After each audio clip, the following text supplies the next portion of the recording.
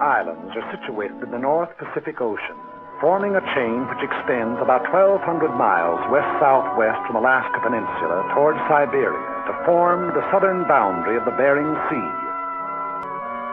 The Aleutians comprise 4 groups, the Fox, Andreanoff, Rat, and Near Islands, and constitute part of the territory of Alaska, USA. Of volcanic origin, there are numerous cones on the chain, many of them still active.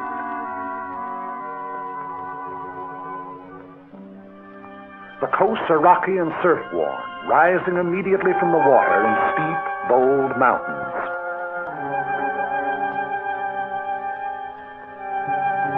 The Aleutians are the storm pot of the Western world. A permanent low-pressure area prevails there.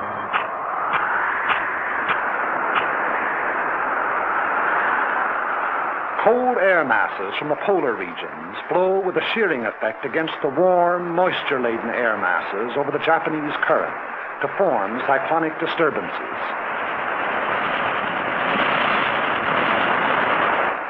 Because of the Earth's rotation, these disturbances move from west to east, and this meteorological phenomenon constitutes one of the most dangerous weapons in the arsenal of our enemies, for it enables the Japanese to operate behind the moving curtain of a storm. In the early days of June 1942, they employed this advantage in an all-out attempt to secure absolute domination of the entire Pacific Ocean. Behind eastward-moving storms, they dispatched 2 invasion fleets against 2 widely separated objectives, Midway Island and Dutch Harbor, an operation designed to break the American line of sea defense upon which the security of the Pacific coast depends. Both attempts failed. American air forces engaged the enemy task force at Midway, achieving an historic victory. And at Dutch Harbor, American land-based planes from secret American airfields swarmed down, seemingly out of nowhere, to knock out 1, 2 troop-filled transports, 3 heavy cruisers, 2 destroyers, and 1 aircraft carrier. In pursuit of the enemy, our Army and Navy airmen flew through storm and fog and hurricane, 1/5 on instruments, 4/5 on luck, 20 hours out of 24 sometimes, through blind passes, by uncharted peaks, down through zero ceilings, not knowing whether the enemy fleet or a mountain lay below, sweating it out for hour after blind hour of continuous flight, at home without benefit of directional beam, to land on unlighted runways, refueled, and take off into gray, blind hell. There is no monument to the many who went out and did not return. They fought and patrolled, in many instances, until their fuel was gone, knowing they would be forced down at sea, but unwilling to break off contacts they had made with enemy forces. Few are alive of those that flew against the Japs in the Battle of Dutch Harbor. If you wish to see their monument, you Americans here at home, look around you. In retiring, the remnants of the defeated Japanese task force landed troops on the undefended islands of Attu, Agatu, and Kiska. We immediately undertook the offensive. So commenced our march out along the bridge toward Asia. In late August of 1942, a large detachment of our troops landed on an island several hundred miles out along the chain, and under 2 hours by bomber from Kiska. The name of this island is Adak, and it is closer to Japan than any other American outpost. Typical of the Aleutian chain, it is windswept, treeless, rain-soaked, carpeted with sphagnum, a flat, spongy vegetation like undersea growth, which oozes water at every step. The only bird life on the island is its scavenger ravens, big, black, wind-ruffled. Remote as the moon and hardly more fertile, Adak is next to worthless in terms of human existence. Its sole value is that of a pin on a staff officer's map, but that value is measureless. Strategically, Adak is one of the most important locations in the world. 11 days after the occupation, an airfield was completed, and the first U.S. bomber sat down. 3 days later, flights took off on a bombing mission to Kiska, with complete fighter protection. Since that time, missions over Kiska have become a daily affair. The airfield is the heart of the island, beating with 500,000 horsepower of heavy and medium bombers, Navy amphibians, pursuit ships, transports. The sound of the engines warming up starts before dawn, echoing back from the mountains that flank the field.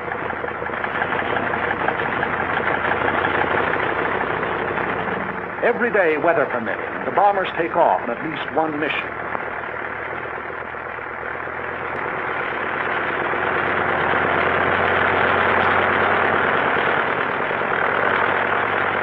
Others following at regular intervals, so that Kiska's under bombardment every hour until nightfall.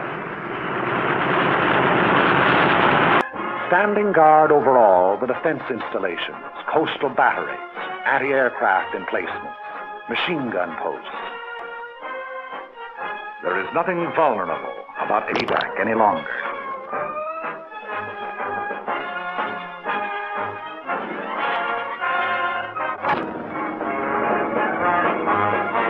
PT boats, those seagoing-in fighters, stand by in readiness for a surprise landing attempt. Offshore, destroyers keep endless vigil, slipping like ghosts through the fogs, challenging each hull-down speck of an approaching vessel on the horizon, listening with their undersea ears for the beat of an engine, scanning the seas with a tuneful periscope, standing rugged duty on the Bering Patrol, or slipping into port on the flank of a convoy. Although the sea lanes to ADAC are constantly traveled by convoys, and contact with enemy submarines is a daily occurrence, sinkings in these waters have been few and far between. Contact with an enemy submarine may continue on and off for hours, during which the undersea craft maneuvers for position to attack, venturing within the radius of the convoy's undersea detectors, only to crash dive, then kill engines and lie silent on the bottom as our destroyers bear down and release depth charges.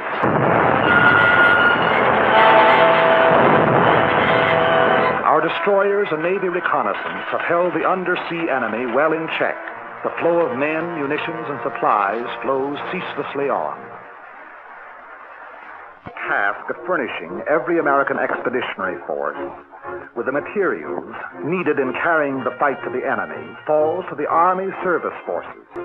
AFF is the bloodstream of our whole military body, maintaining its every organ and muscle. ADAC presents a special problem, as the barren island furnishes nothing toward human needs save drinking water. Everything else must be brought here. Food, fuel for men and motors, machinery, munitions, shelter material. Raise these basic requirements to the nth power. Add parts and replacements for everything from Caterpillar tractors to can openers, plus the operations of estimating, purchasing, assembling, transporting, delivering, and it becomes apparent why the job of supplying a military force is now dignified by a $12 word like logistics.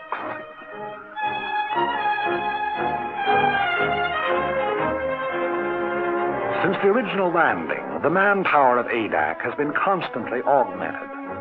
Where before it was hundreds, now it is thousands. Troops arrive after a voyage that may take anywhere from a week to a month, depending on the sea route. But it took more than a single month to land them here. The months of training that toughened them to rigors of wind and weather, that taught them to handle their weapons, that made them into soldiers. Add those months to the period of the voyage from the States.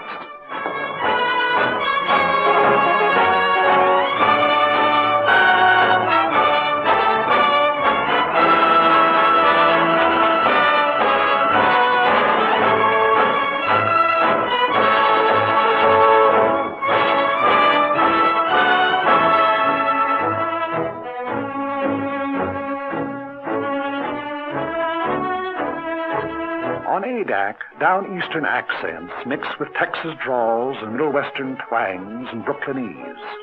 Bookkeepers, grocery clerks, college men, and dirt farmers. That is, of course, ex-dirt farmers, ex-bookkeepers, ex-college men. Soldiers now, as though all their lives they'd been nothing but.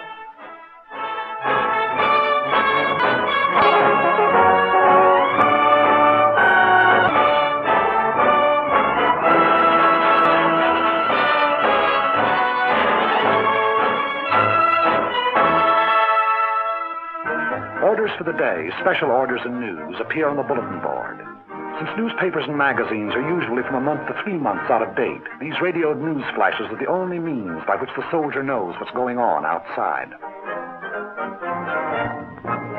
No fresh meat, no green vegetables, powdered eggs, tinned bully beef, potatoes, canned tomatoes, peanut butter, canned fruit, and coffee make up the basic diet.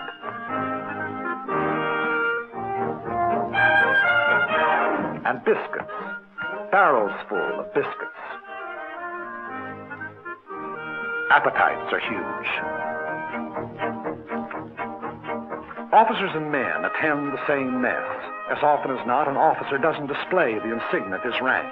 The salute is reserved for rare occasions.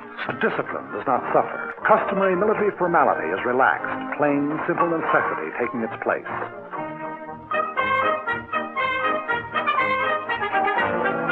After months in an outpost like Adak, there's a tendency on the part of the soldier to think and live only in terms of the present. That faraway world from which he came begins to seem like a dream to him. A letter in his hand is proof of the reality of that world, of Saturday night dances, jalopies and ice cream sodas, of sport pages and shaving in the same mirror with the old man. A letter means more than his paycheck to the soldier. If he happens to be in the Air Corps, he'd gladly make an extra flight over Kiska for one more letter.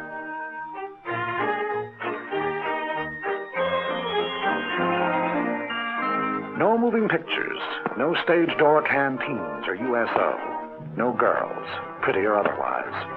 Nothing to drink, not even a Coke. Candy bars, cigarettes, and chewing gum are rationed, but you never hear any belly aching.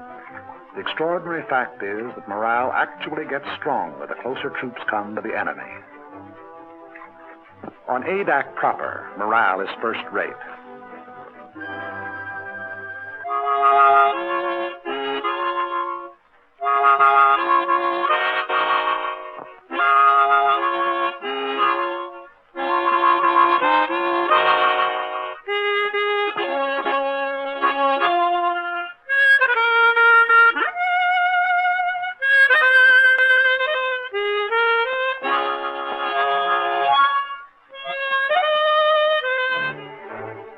The site of the airfield was originally a shallow tidal lagoon. Army engineers diked up its inlet and drained off its waters by means of a channel to the sea. It was their resourcefulness in exploiting a natural formation which made possible the completion of the field in 10 days and 11 nights, for the work never ceased. Bulldozers shifted thousands of tons of the lava ash which composed the bed of the lagoon. Not a new gain to the Corps that built the Panama Canal.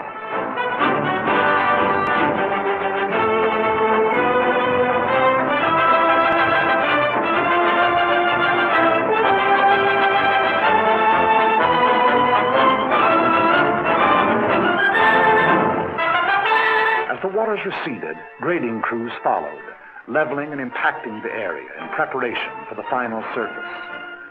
This surface was not to be the usual concrete runway of an airport, but a steel one, whose sections had been prefabricated in American mills.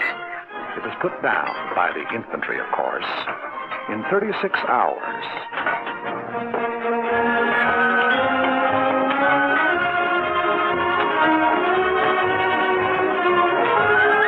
A 1.5 million square feet of it.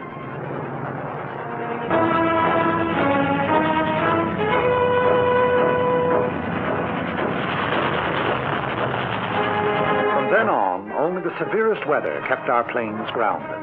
Local storms materialize, deluge the island, and pass on or dissipate, all within a few short minutes. It's a land of cloudbursts and rainbows, If you don't like the weather, wait a minute, the soldier says. Everything the weatherman has to offer may be had in a single day. Downpours, hurricane winds, hail, snow, fog, sleet, and sunshine. It is not so much bad weather as changing weather that makes flying hazardous to the uninitiated there. A new pilot must learn to side slip through local squalls and sit her down in a field rimmed by mountains and under a half foot of water.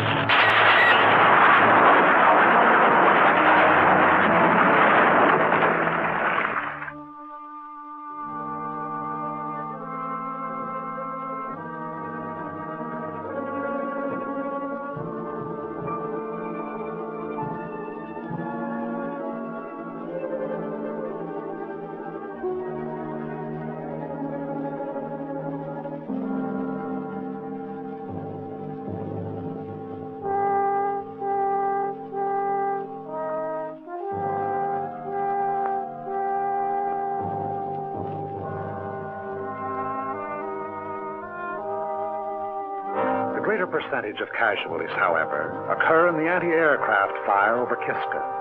As a rule, our bombers make it back, but often they are sorely crippled and wounded or dead aboard.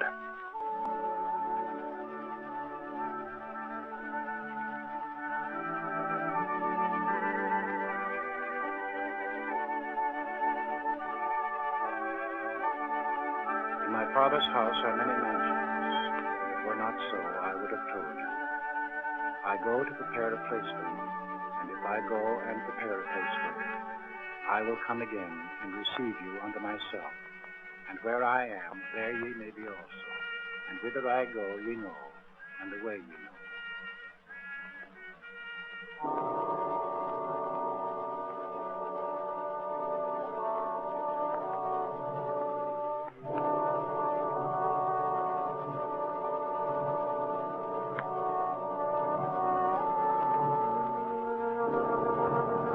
The day's mission is the highlight of each 24 hours.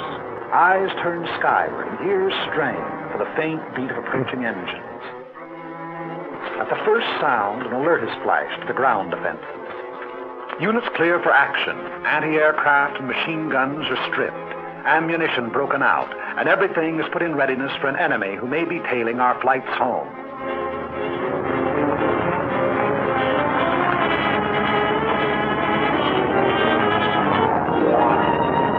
Bombers went out, and 6 are coming back.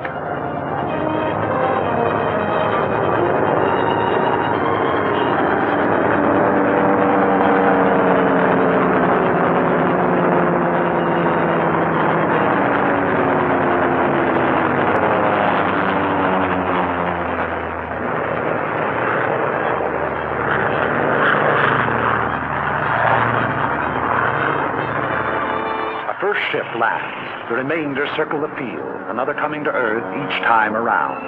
Those damaged or with wounded aboard taking priority. It's a revelation how much punishment one of these big bombers can take and still navigate. Unless both sets of controls are shot away or an explosive shell finds the gas tank, the odds are all in her making it safely home.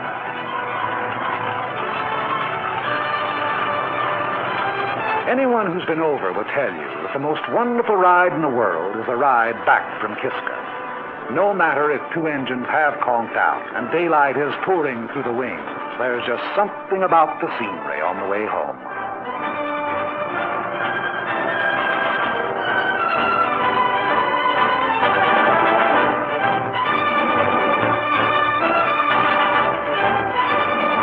crews proceed to the field operations tent of the Bomber Command, where they will be questioned as to results and observations.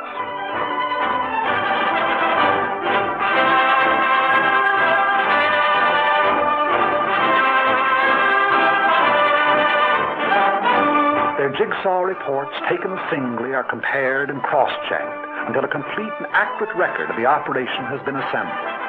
Thereafter, they're dismissed, with nothing to do till tomorrow but eat, drink, and be merry. I've got sixpence, jolly, jolly sixpence. I've got sixpence to last me all my life. I've got tuppence to spend, and tuppence to lend, and tuppence to send home to my wife.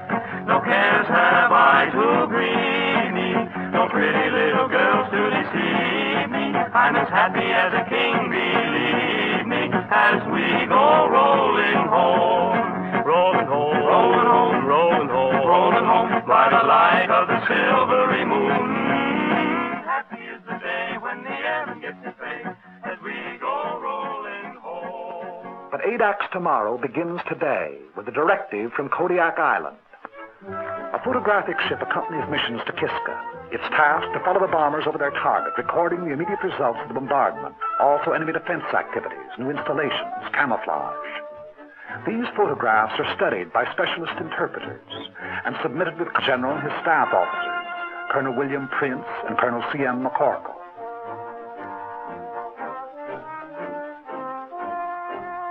Here is Kiska, her camp area, with its steel huts, her hangars, her underground railway, her gun installations.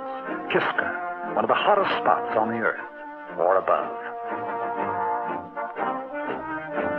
The main objectives in any mission from ADAC are the destruction of enemy shipping en route to Kiska, destruction of installations on the island, harassing of enemy personnel.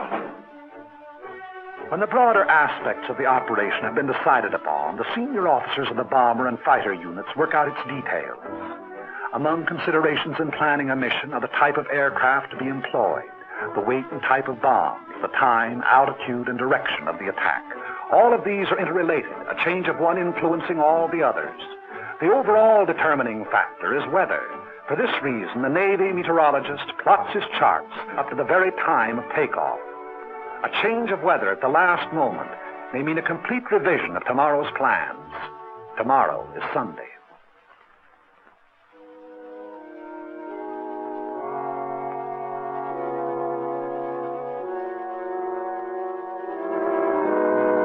At their outposts on the island, Catholic, Protestant, and Jewish chaplains, not priests, ministers, or rabbis, but chaplains, all, are leading fighting men in their devotions.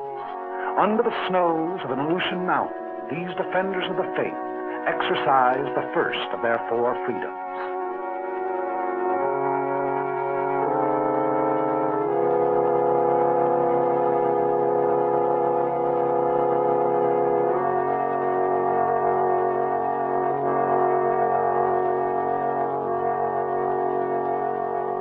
But so far as the business of war is concerned, Sunday on ADAC is like any other day.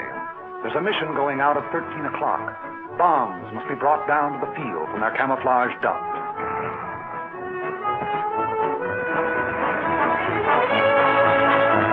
A heavy bomber carries either 16 250-pounders, 12 500-pounders, or 8 1,000-pounders. The size of the bomb to be employed depends upon the nature of the target. Since if the target is small, there's a better chance of hitting it with a salvo of 250-pounders than with a single large bomb. On the other hand, in congested areas, such as the campsite at Kiska, a blockbuster comes into its own. Tail fins and fuses are put on directly before the assembled bomb is hoisted into the bomb bay. When the time comes, bombs can be released either individually, in sticks, or in salvos. Belts of ammunition are brought to machine guns and fitted into receivers ready for firing. The rounds are put onto the belts in successions of threes, red-tip tracers, yellow incendiaries, and black regulations. Each moving part of each gun has been tended with watchmaker's care, and every belt of ammunition is cleaned, oiled, and checked before the takeoff.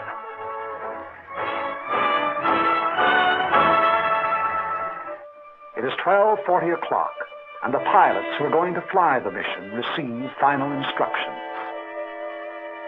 3 flights, 2 of B-24s and 1 of B-17s are to go over the target. The first flight at 1,100 feet to drop 500-pounders on anti-aircraft installations at North Head. Then to proceed along the coastline, strapping to the western limits of the camp area.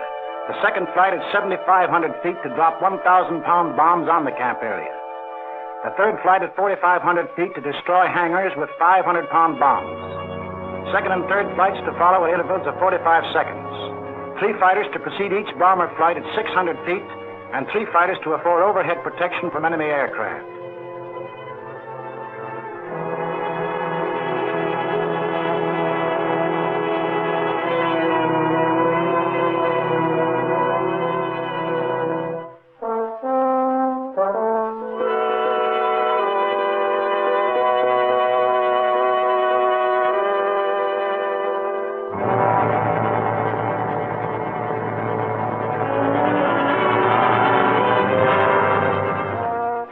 Begin to assemble around the ships, awaiting the appearance of their officers.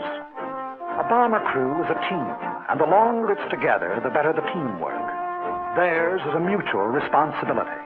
The safety of the ship and the lives of all the others may depend on any single member. Trust, respect are implicit in such a relationship if it is to endure. Maybe in the beginning you don't like the color of a guy's hair, but if he's all there at his job, you'll get to like it fine. Enlisted men eat, sleep, fly together. Their voices on the intercom become familiar, easy to understand, when understanding is vital. Every gunner knows the quality of every other's marksmanship and courage. The navigator can plot a 1,000-mile course over open sea and make a landfall. 8 men can testify. Trust and respect for the bombardier, the radio operator, the engineer, co-pilot, and trust and respect for the ship they fly. A monument ought to be put up to that pre-war fraternity of high school speed maniacs. For out of their ranks, our fighter pilots are largely drawn. They bring to their hazardous undertakings split-second judgment, inspiration, daring. Lieutenant George I. Riddell, 12 strafing missions over Kiska. Lieutenant Hawley P. Mills, 14 missions. Lieutenant Lyle A. Bean, 13 missions. Major Milton Ashkins, 15 missions. Lieutenant Henry J. Strankowski, 11 missions. Colonel Jack Chenault, son of General Chenault of the Flying Tigers. Colonel Jack has a 0 and a submarine to his credit. A last-minute weather observation is made. The word is given to go. It's good luck and over the hill.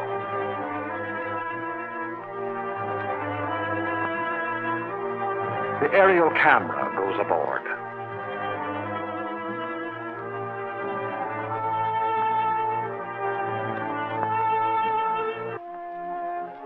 The bomber pilot informs his crew of the exact part their ship is to play in the mission. Your bomber pilot is of a different breed to your fighter. Where the fighter is reckless and inspired, the bomber pilot is responsible, determined.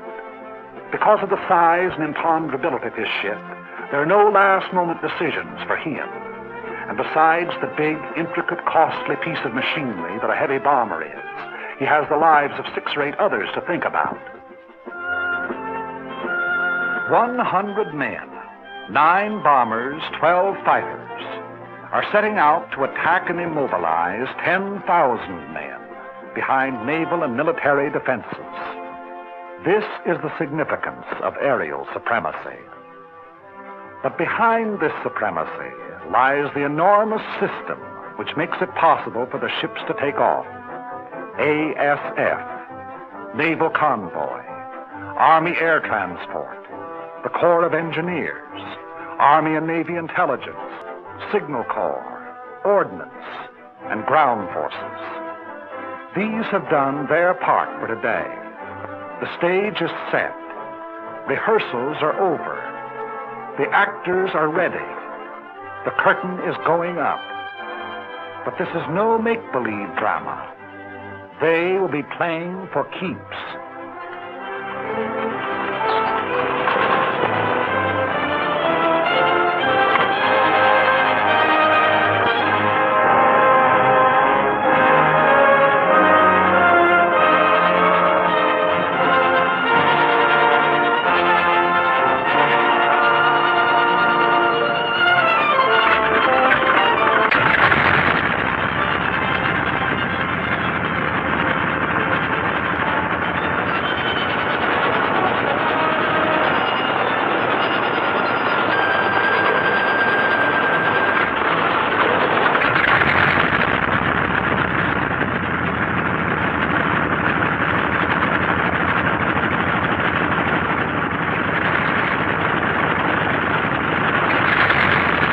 Colonel William O. Erickson, who sat the first bomber down on Adak and led the original mission over Kiska.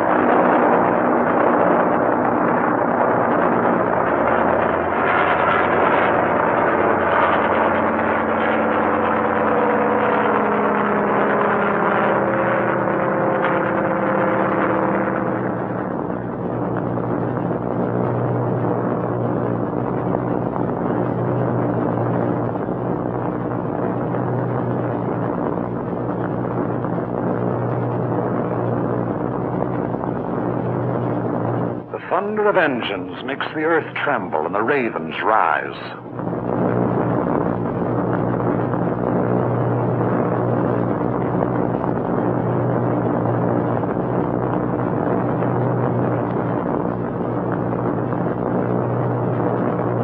The echelon proceeds toward Kiska. It's about an hour and 3/4 from Adak to Kiska, one of the most hotly defended of enemy-held areas. Kiska is also one of the most strongly fortified, dug in like so many moles. An estimated force of 10,000 goes underground at the sound of our approaching engines. We cannot, by air attack, hope to annihilate. We can only harass the force on Kiska, cripple the island's defenses, keep the enemy from adding to its resources, while we build our own fighting strength to the day and the hour when we shall undertake a landing operation.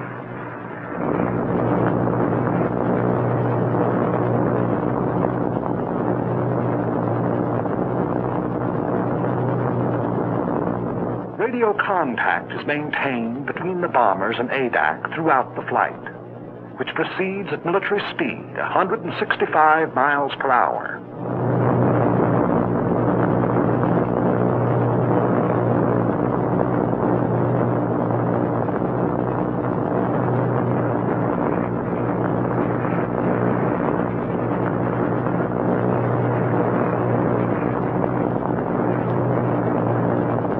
During the first part of the journey, the waist guns are swung into position, turret mechanisms tested, and trial rounds fired.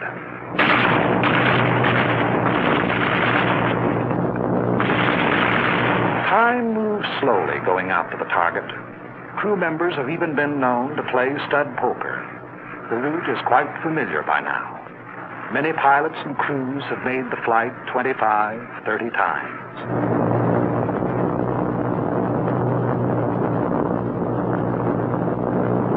Along about the time Kiska is sighted, they begin to look out for enemy planes.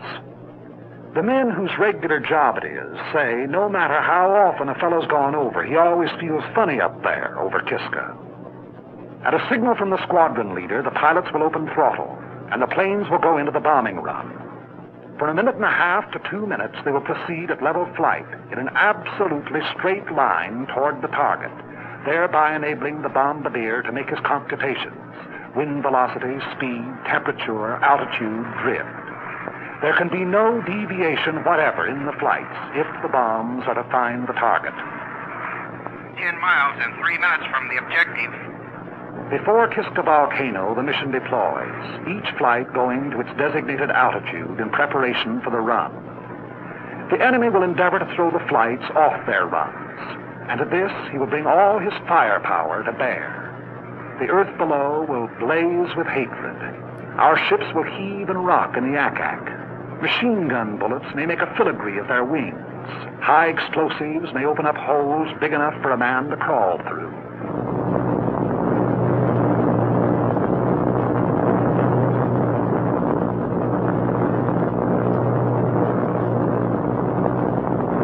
Little Kiska, outer defense of Kiska Harbor. Bomb bay doors open. Bomb bay doors open. 6 degrees right on course. The object is to hit the target, not to avoid anti-aircraft. Remember this. You're just as liable to run into it as away from it. The best way is to forget what's happening outside and make the run by instruments. That way, if it comes, well, you just look over your shoulder and see a man with a long beard, and you say, "Good morning, Father Abraham." I want every man to stick by his gun until I say he can leave. Use every round of ammunition on this ship. Fire straight at the gun flashes until they stop. If we're hit and have to bail out, there'll be plenty of Navy around to pick us up. Okay, shall we give it to them?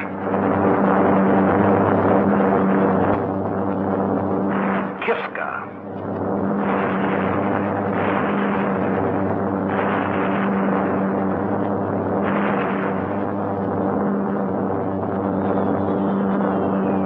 On the way.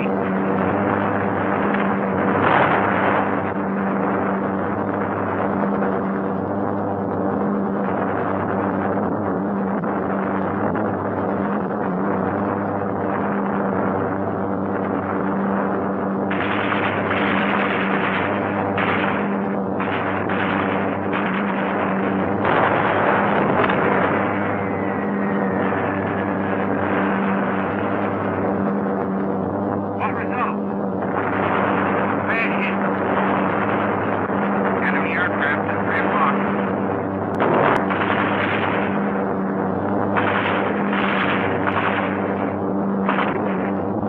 Second flight, low altitude.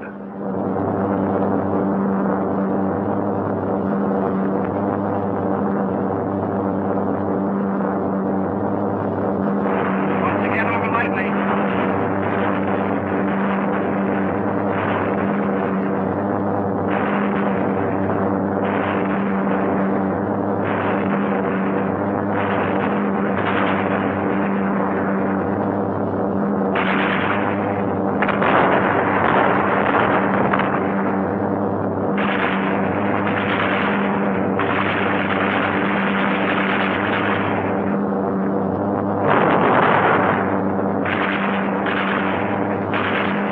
On target.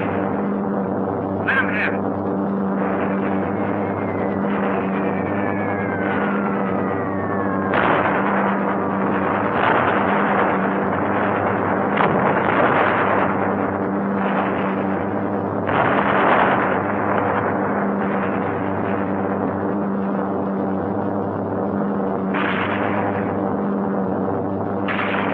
Pour it on him. Make him like it.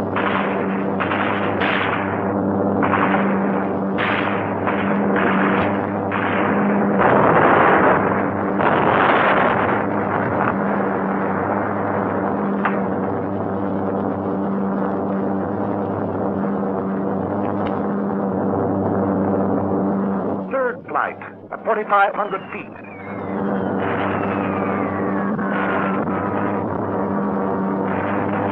On the way.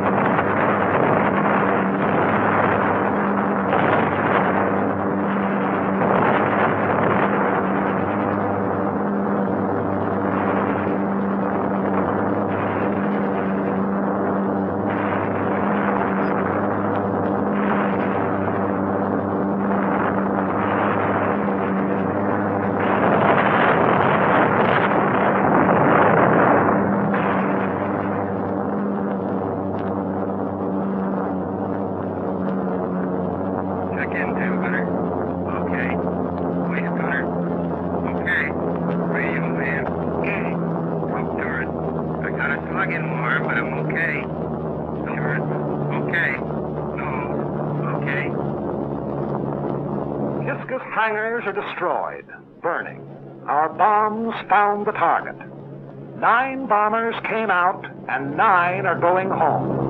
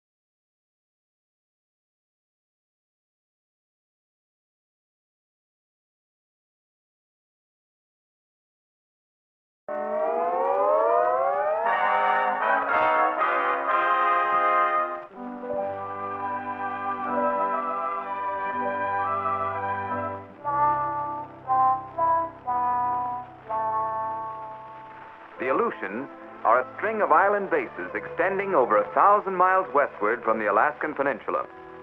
These islands, the Japs once considered a back door to the United States. But when the door was opened... Oh, regrettable incident! And now our back door is a front door to Tokyo. Bountiful Mother Nature has endowed these islands with all the rich variety of weather from her abundant storehouse. In fact, the old bag blew her top.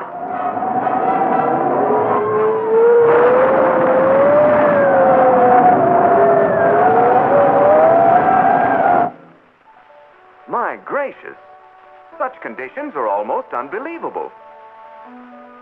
Nevertheless, that's the conditions that prevail.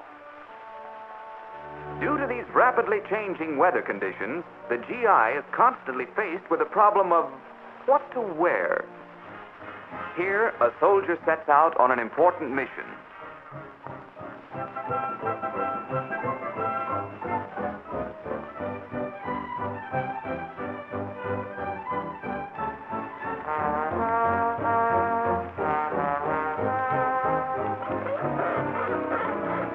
The only vegetation on the island is the tall grass covering the marshy tundra. There are no trees. You're telling me? Another factor that complicates life here is the thick, gummy mud. Bud, but George hates it. Claude don't like it neither. Owing to the volcanic origin of the islands, there are frequent earthquakes, which are far-reaching in their effect. Geronimo!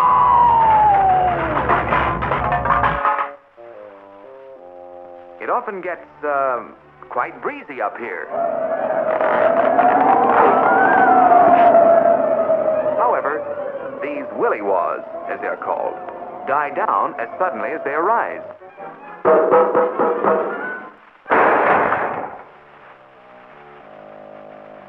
But wind or no wind, nothing can stop this man from the accomplishment of his mission. The problem of getting over snowy terrain has been solved by converting vehicles into so-called no-goes. One of the greatest hazards to flyers in the Arctic is the sudden formation of ice on the plains.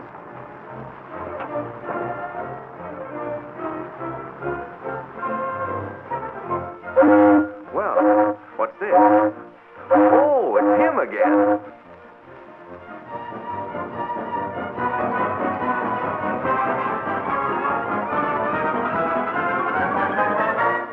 Airstrips present a serious problem.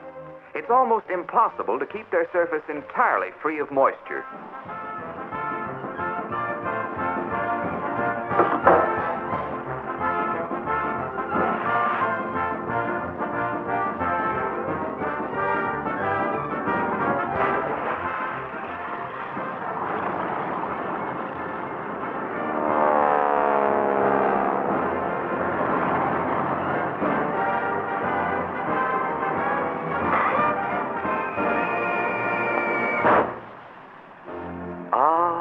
Life in the Aleutians. But that's the way things are up here. Unbelievable conditions. Unbelievable. Nevertheless, that's the conditions that prevail.